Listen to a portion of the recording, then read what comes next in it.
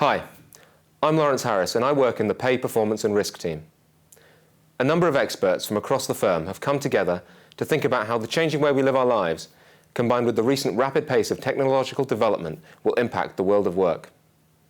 Our vision is that we'll see a world of connected work, which grows increasingly fluid, connected and automated. But what will this mean for employers and their HR functions? To discuss this theme, I'm joined today by Phillippa O'Connor, one of the partners leading our work on reward in a digital age. Hi, Phillippa. Hi, Lawrence. Phillippa, what does connected work mean to you? The way that we're thinking about connected work is the way that the engagement between an employer and the employee is going to fundamentally change over time. Technology and automation is going to mean that that relationship can be much more flexible, much less location-based, and enable a different level of, effectively, trust and productivity going forward in the future.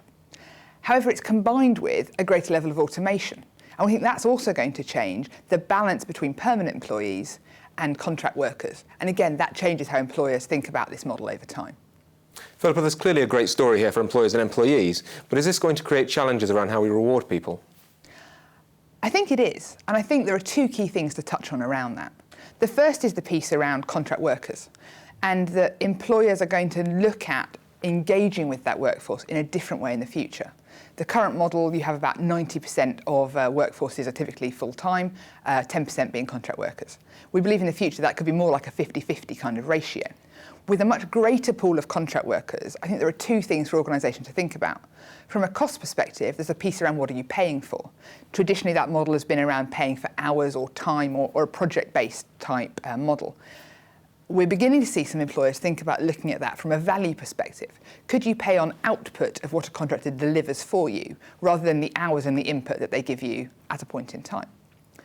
The second challenge is how you retain the best part of the contract workforce. If you assume all employers move to the 50-50 ratio, much greater contract workforce pool to draw from, how do you as an employer ensure that you get the best? And one of the things that we're looking at around that is whether it's about providing benefits for your contract workforce beyond kind of traditional salary type models. For example, it might be that when somebody's worked for you for a period of time, or they work for you twice in a year, you provide health cover for them for the whole year, or perhaps training for them for a longer period of time, to create loyalty effectively with that contractor, so they come back to you if you determine them to be some of the best of the best. OK, so there's going to be a lot of change. This change might require some innovation. What's the role of reward in supporting driving that innovation? Given my day job, I clearly believe the role of reward is very important. And I think partly that's around this level of change that we believe connected working is going to create in the workforce is going to require buy-in from that workforce. How you recognise and reward that flexibility and effectively having better and innovative ideas in organisations about how to work differently is going to be key. One example of that is crowdsourcing. We're seeing, it's a big topic kind of in all organisations at this point in time, but we're beginning to see employers use their employees to generate ideas, to put forward thoughts about how we could work differently, how we could do things as an organisation, internally and externally, in a better way.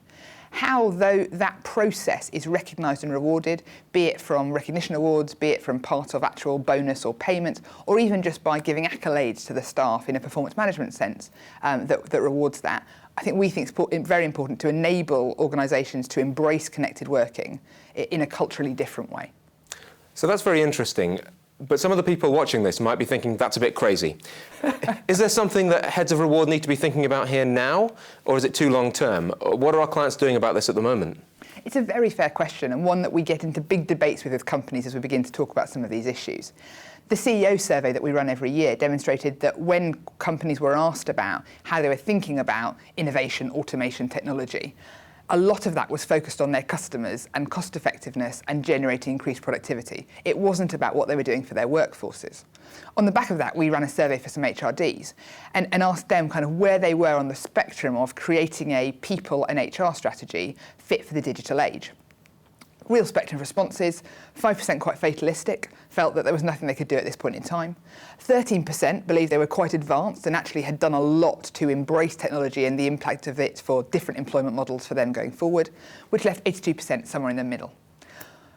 When we look at that 82%, I think I'm seeing three things from those organisations as they begin to do some of this. One is about the effectiveness of the function and the readiness of HR and reward functions to deal with this change in the future. Do they have sufficient analytic capability? Are they digitally ready to understand and embrace the technological changes that are coming? And where they're not doing something about that now. The second is about giving HR a voice at the table of the discussions, which are about how organisations are changing. So it might be that you are using technology to engage with customers in a different way, but HR, we believe, should have a seat at that table, A, to look at how that technology can be applied internally, and B, to look at what that technology might mean for the workforce of the organisation in the future, and how that needs to change to enable HR to plan for that now.